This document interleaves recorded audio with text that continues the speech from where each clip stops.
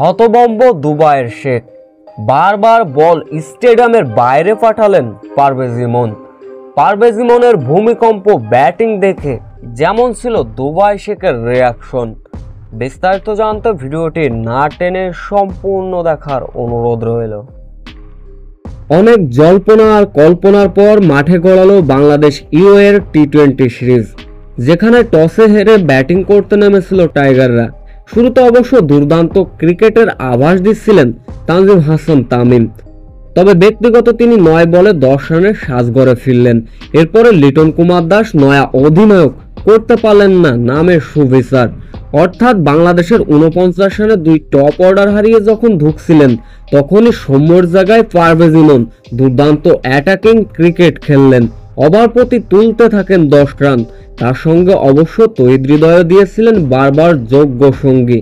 তবে এদিন পারভেজ যে অ্যাটাকিং ক্রিকেটটা খেলেছেন, এক কথায় অসাধারণ।